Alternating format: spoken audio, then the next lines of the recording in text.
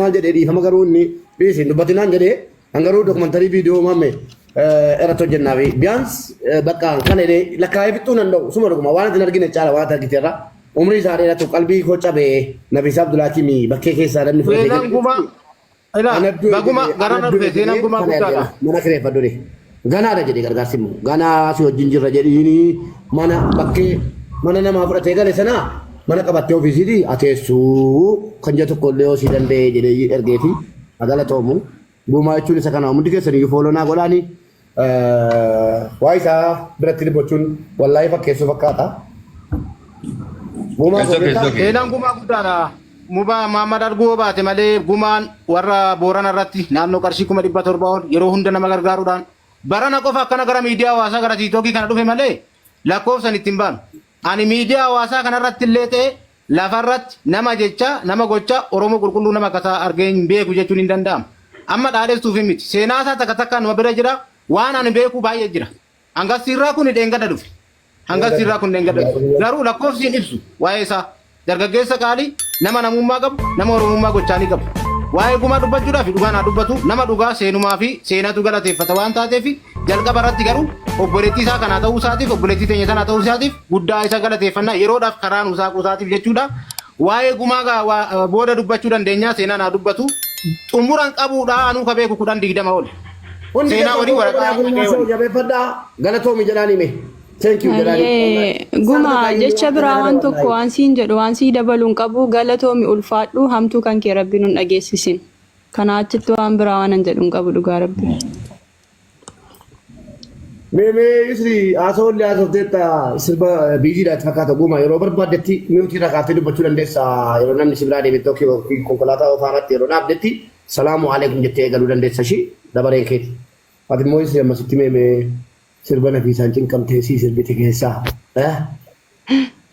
haadha dooyyee kana dhiyoo kana ijoollee keenya wal geessee dhufo wayi godinsa cima Nafiisa Mamad Aljaziiraa biratti sitti maafre anaaf Aljaziiraa gudii isaanii dhaggeeffadhe miidiyaa kana irratti anaaf Aljaziiraa maaltu dhagalchee garuu Aljaziiraa malee ijoollee wal geessee qopheessitee uffata aadaa uffatanii hin bareedu jennaan warabbal ka'abaa buti naan jedhe tuuka yeroo taate Duma yoo taate namni tamaliin ni suura tokkuma keessa. Bubbeen si haabutu. Dinnoon ajjuma wal geessee ijoollee uffata aadaa uffattee dhuftee maali hin jedhee kottu malee nan dhukkubaadha dhiisaa nan kottu nan naqe. Lamochumaan aadaa naannoo dhiyeessinaa jedhan. Haadha dooyee garlee. Jarri walla as hin jiran miti nan tokko yoo keessaa. Ajiraan nan salphadheera. Hin jiran. Jarate jiran jeeti jara dhagaanu. Jiran gaalaawwan jiran nam tokko jiran. Mina daktar maalitti qophaa'e jedhetti waan wallaalanii nanan sirba keessa. Sadaa godhe. Kanas si deebi'u. Haadha dooyee garuulee garuu nooltuun booyinaa. Ilmoo yeessaanii kaarreetti dhamuutu. Galatoomii fayyadii. Haadha dooyee garuulee garuu nooltuun booyinaa. Ilmoo baaqabdu ilaan zarfii nikaarree jabbii garuu nooltuun booyinaa. Ay waan bisamaa wallaalaan falkaama zarraf. Eebata hiyyeessaa jedhe eebata hiyyeessa. Wallahi video sana. Wallahi namo sirboota baay'ee babbareedu hedduu kanneen hafan jiru sirbuma baandiidhuma sadeen jimii fi akkuma shanan gibee keessatti kanneen jiran jechuudha hedduun isaanii kanneen yuutuubii fi chaanalii garaagaraa irra jirretu jiru malee sirboota hedduu hawaasa keessatti jaallataman baay'ee jiru sunis dabareedhumaan hawaasaaf akka baanu ni eegganna. Ammarratti jechuudha waan kana obboleewwan keenya kanneen amma nu caqasaa jirtanu tarii asirratti namoonni muraasni laayivii kan nu daawwachan jiraachuu dandeessu.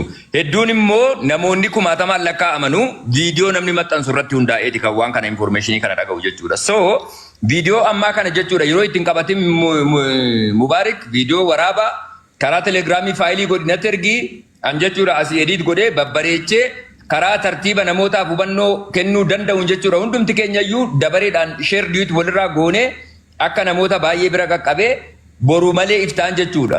Short taayimiidha kan qabannee jenne guyyaa tokko qofaadha jechuudha baallamichi. Wantootni akkanaa kun osoo baallamni xiqqoo dheerate gaarii ture garuu yeroo hin qabnu waan ta'eef guyyaa tokko ni ga'a. Har'a oollee boru oollee gaafa roobii halkan sa'aatii 2 akka Itoophiyaatti mana Mubaarak Musammaatti kan jedhu namuu jechuudha reedii itti ta'ee sheerii goonee beeksifna. Sheerii intini gastii guddisaa jechaa jirti diggittiini abbaan isaaf ta'e dhufe abbaan ni isa dhiise. Siigalaa jira miti silaa nafuu kadhataa dura waamaa jetti Oromoon. Inni sababa barbaadu silaa hin godhu. Mikniyaatno dhugumatti onnee irraa quuqqamaaf jaalalaaf yoo ta'e mana Minilikii maan taane laayivii galee yoo jiraate Minilikiin Nafiisaa gargaaramti yoo ta'e Minilikiin bira gargaaruu dhaqaa hin jiru. Nafiisaan gargaaruu dhaqaa jira zaasseet gabaabatti jechuudha. Yoo dubbii barbaadu taane dhalate.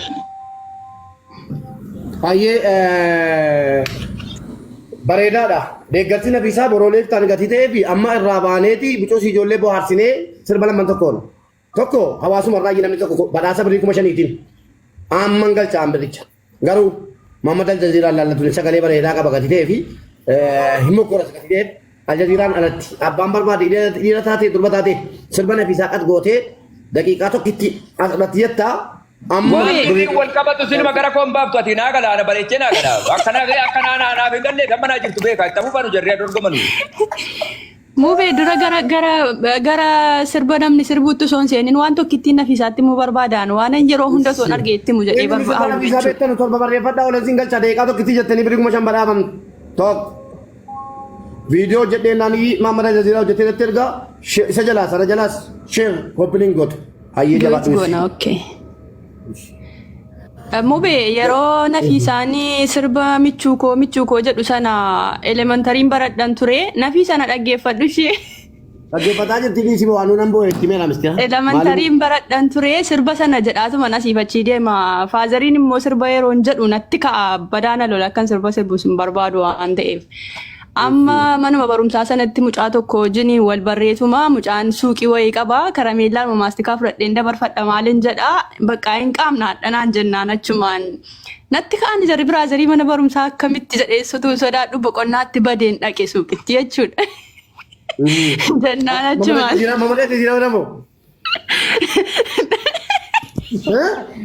Muhammad Aljaziiraa miti maamme. Maal jettee kaatu? Aine tokko. Maame Muhammad Aljaziiraati miti mubee innaa mucaan tokkoon wal janadjanadheen ture elementariin baradha xiqqoon ture yeroo sanaan beekuan. Amma mucaan suuqii qabaa suuqii mucaa dhaqeetan egaa akkana bakki taa'amtu jirti dhokadhee egaa biraazariin koo bana barumsaa nama 3 jiru wal eeguu maal jechuu jira sammaa miidiyaa kanarra taa'anii miti alhamdulillah.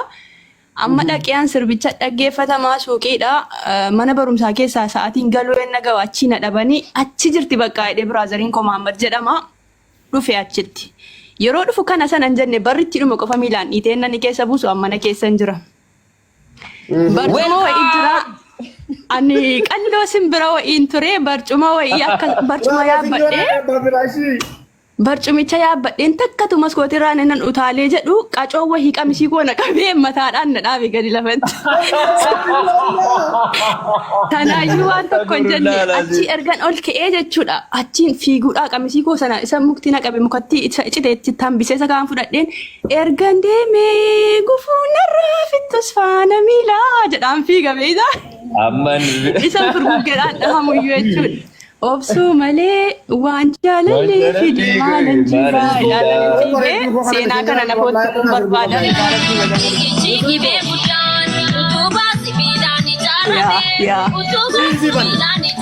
galatoomi dhugaaratti.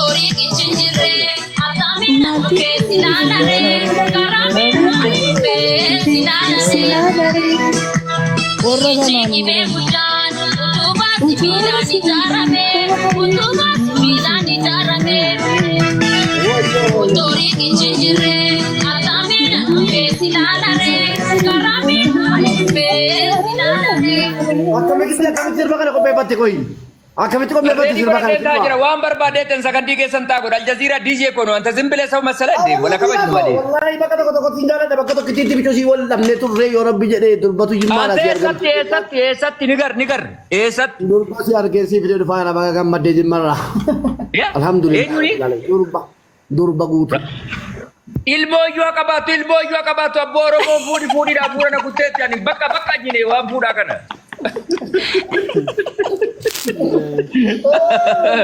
Allah.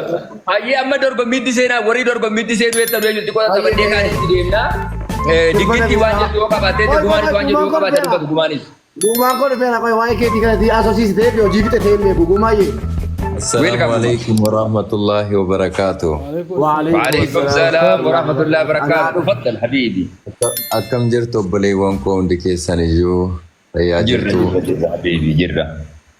بقى جراتني دي فما موتكوسي ناف مجنة سلكي أسود أفيرون سين دي فما سنين جتة.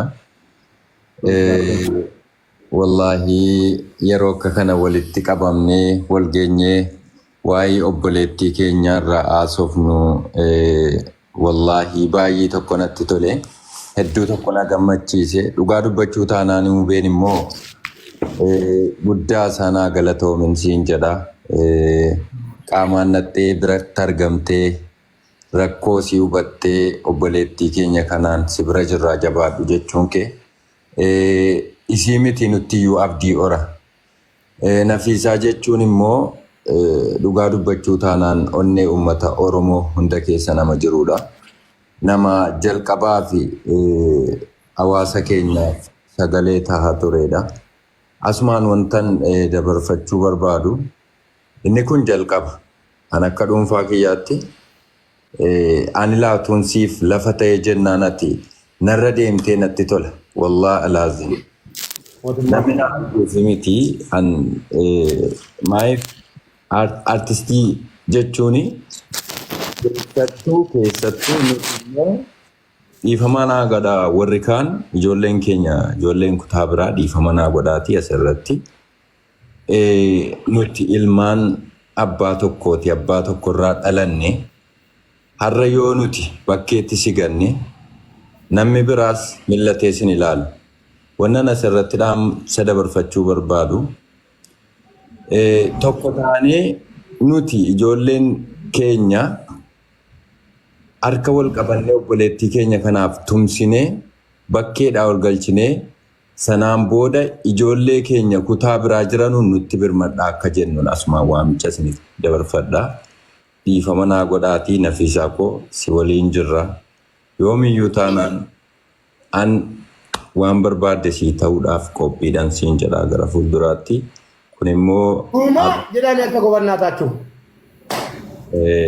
Har'umaa fi inshaallah akkuma tiitarii kiraa manaa har'aa kaffalattuudhaaf inshaallah gara fuulduraatti immoo haala jiru sii mijeessinee akkati jireenya gaarii tokko jireenya siif malu tokko jiraattu siif goonaa jajjabaadhuun siin jedha dhiifama obboleewwan kan koo.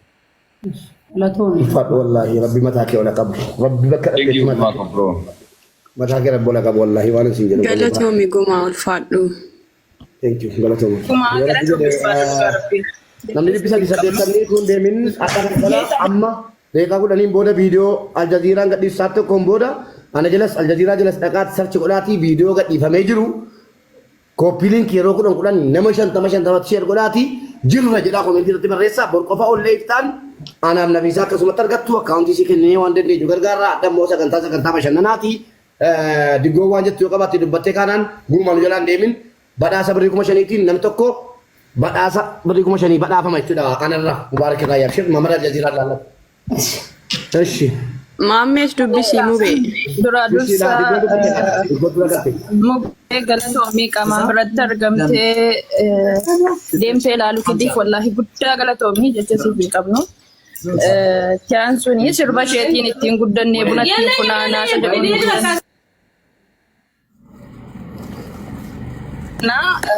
baay'ee galatoomii jedha ammas Boris sagantaa qabameetii ittimna na abshir jechuun hin barbaada Nafiisaa kootis kana hundayyuu obsiteetta amma immoo si bira jirraa si cinaa jirraa nuti obboleeyyan kee har'a ofii keenya wal gurmeessinee gargaarsa irratti hirmaannee kaanee borummoo ollaadhaan nutti birmadhaa jenna. Ammas guyyaa sagantaas yeroo kamittuu immoo akkasi bira jirru quba qabaadhu abshir siin jechuun barbaada guumaa kootis hedduu galatoomii jecha siif hin qabu dhugaa rabbii galatoomi qofaa miti wallaahi waan jedheettiin si ibsuun dhabe hedduu galatoomi gara sirba keetiitti deemi ani immoo addooyyee isirraa fudhadhee sagantaa shanan gibee irratti illee qindeessee ture yeroo tokko hedduu galatoomi sin jedha. Way. Inni nama asii keessatti diggoodha jala keenya tunga kan yeroo jiraatanii buteen galannan jedhe diggoo uffata aadaa uffattee turte gaafa sanaati. Gaafa uffata aadaa uffannee addooyyee jedhaatu jiran jennaan diggoo hin jiran naan jettee mubeeti. obboleettii koo harka fadhee fudhee galee oole. Allahu akbar. Maqadisha. Addooyyee sirraa dhaggeeffannee qindeessee ture. Ani koo gaafa sana keessaa tokkotti bareeddeenaan utuu kan yeroo jiraatte namoota malee ni sun ture hin jedhe nama ormaan se'e gaafa sana harkaa wallaalamtee jechuudha. Silaasa fudhee galee yeroo wallaa. Addooyyee irra sinii buusu. Afaan keetiin. Irra sinii buusu addooyyee. Afaan keetiin badhaasa qaba birrii 5,000. Afaaniin. Afaan kootiin isin irra buusu. Eeyyee badhaasa qabda yoo Mamadou daanyaadha. Mamadou Jaziraa biyyattii daanyaadha. Pirezidaantii Maamee daanyaadha. Birrii 5,000 badhaasa. Mami, Sagalee sibiraa shamarran iyyitu sana gadi qabaa jedhiin abboo maalattama akka dhiiraatti iyyiti sibiraa diggitti gadi qabaa jedhiin. waraaba. Ifteetti. Yaadattooyee garuulee oltuun boyinaa bunni bilchaatee guggubachuufi anaa guggubuu firri qixxaatee gurgurachuufi anaa gurguruu garuulee oltuun boyinaa akkachi geesseen buna dhaabbadhu waan saattaan jettees matti dhaammadhu lafti nuu ji'a anuu siif jira garuulee oltuun boyinaa qeebbaa dhiiraa hojiitiin lama tokko godharree tokko foonarree garuulee oltuun boyinaa qeebbaa durbaa hojiitiin lama tokko shunkurtii tokko qullubbii garuulee oltuun boyinaa abbayyoon banne ayyoon salphannee gurbaan fogaadha illeen gogaadha garuulee oltuun boyinaa miila saalaallaan sanaa biigadoo afaan saalaallaan tottoo safaraa ilkaan saalaallaan qottoo sagaraa garuulee oltuun boyinaa. Very original and very nice. Sila imbada afam tatukte. Rakkoon kee gatuma Mamadou Jaziraa ijaatti babaase badhaasa dhabde maali kan ija isa babaasisu. Thank you. Galatoomi. Maamme yaada kennadhu ka'iiti. Sirba amma siin jettee gaati siniif hambana hin deeminaa baay'een jaalladha anaaf tokkoffaa kooti. Akkana jechuun immoo maammee jechuu kooti miti. Maammee dubbadhu. Welcome. Pirezidaant Abra. Dhiifama guddaa pirezidaanti Maammee. Assalamu alaikum warahmatullahi wabarakatuh. Akkam Nafisa fayyaadha? Waalaikum assalam warahmatullahi wabarakatuh. Akkam maami? Bareeddudha wallahi alhamdulillah. Nagaadha akkam? Bareeddudha wallahi viidiyoo dedeemu ciccirame dedeemu wayii dhageera akka nama tokko qalbiin na cabeera.